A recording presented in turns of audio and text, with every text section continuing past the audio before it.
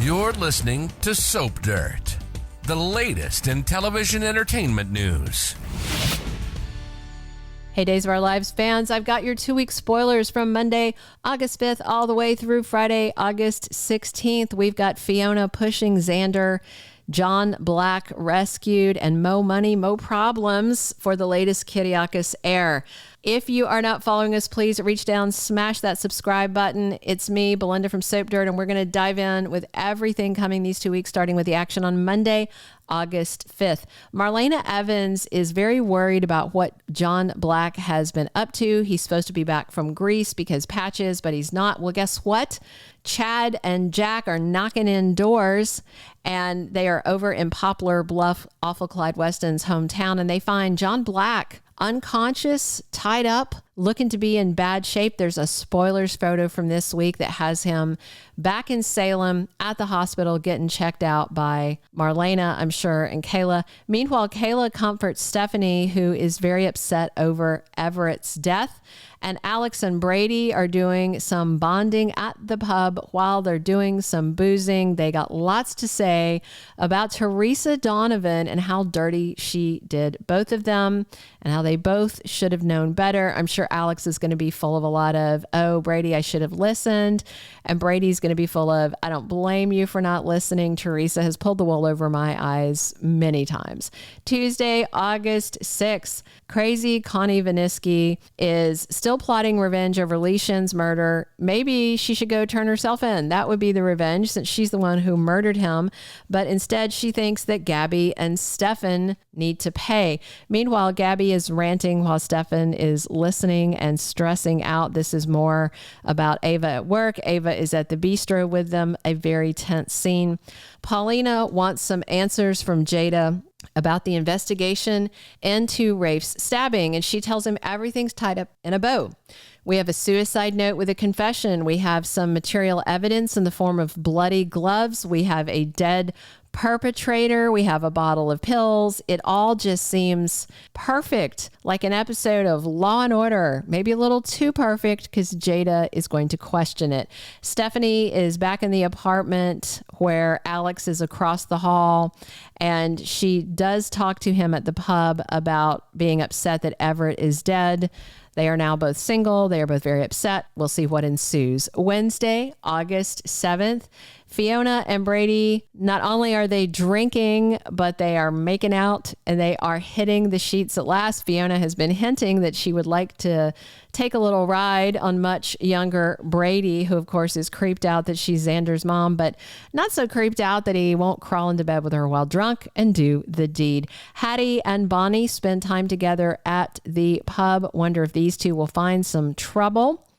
And Sarah and Xander get their wedding day at last. Looks like they're going to be doing a redo, likely at the Kiriakis mansion. Will Fiona roll out from under Brady, sober up, and head over there for the wedding?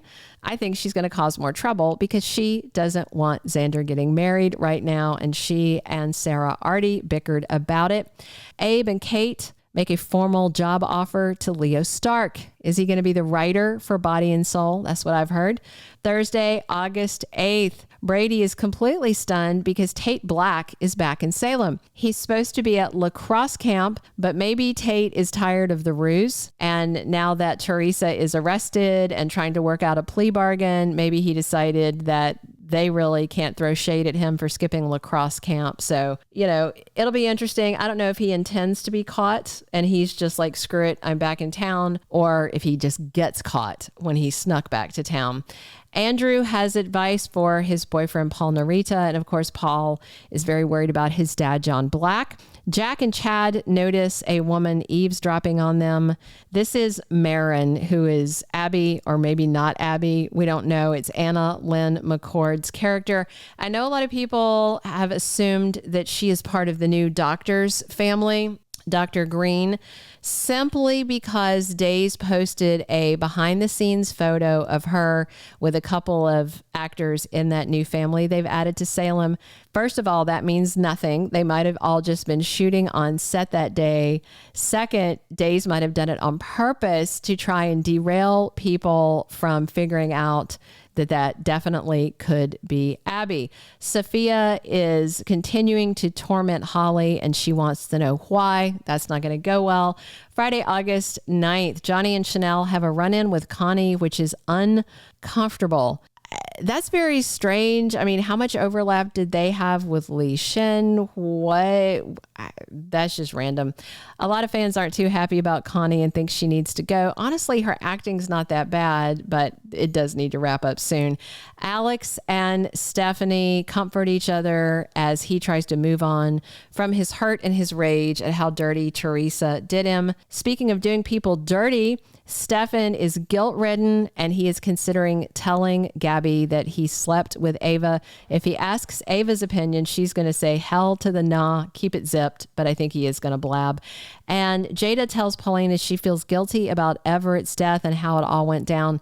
I believe Jada is also going to tell her she doesn't quite buy how clean and tucked away this all was. And I had said the other day that there should be some timeline discrepancies. Like if you look at when the suicide note was saved on the computer, was created and saved, that is the same time that Bob Everett, was over with Jada at the Salem Police Department answering questions about Lee and Rafe's attacks when he started feeling sick.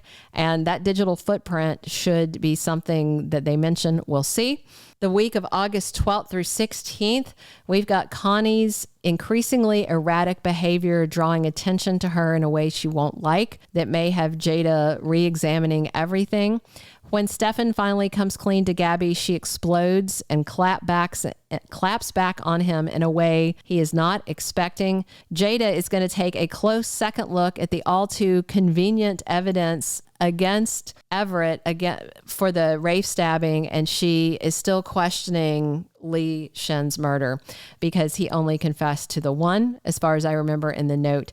Xander's newfound status as a Kiriakis heir is going to cause some problems with his mom and another of Victor's kids who is coming soon. Phillip Kiriakis, JP Lavoisier, is back in that role, and he may be demanding a cut of the pie because remember, Victor didn't divide things up very nicely among his heirs. Questions heat up about how John Black wound up somewhere that is linked to awful Clyde Weston. Brady Black remains in lying and denying mode about his fall off the wagon, and Fiona Cook continues to be a bad influence on him as their relationship turns intimate and they do repeat roles in the hay.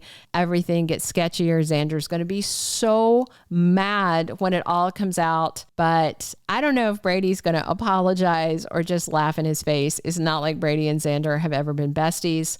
Marin, aka maybe Abby, is brought to Salem to try and spark her memories. We're going to get more cast and crew news for the reboot of Body and Soul. Casey Moss is back soon as JJ Deveraux, and it may be to see this maybe Abby person and address whether that really is his sister that has miraculously been resurrected or not. Quick comings and goings update. Madeline Keentz is back as Holly's frenemy, Sophia. We're going to have more scenes with Paul Narita and Andrew Donovan as the boyfriends linger in Salem, but they'll be leaving soon, as will Teresa. Drake Hogestyn is back as John Black, and Deidre Hall is doing both roles, Marlena and Hattie, for the foreseeable future. Those are all of our 2-week spoilers. Drop your comments. Let me know what you think about all this. If you're not following us, please smash that subscribe button. Definitely come back soon. We're talking Days of Our Life 7 days a week with me, Belinda from Soap Dirt. Thank you for being a loyal listener. Follow us wherever you get your podcast, because you don't want to miss the next episode. Soap Dirt is on all the major podcast platforms, including Apple Podcast, Spotify, iHeartRadio, and more.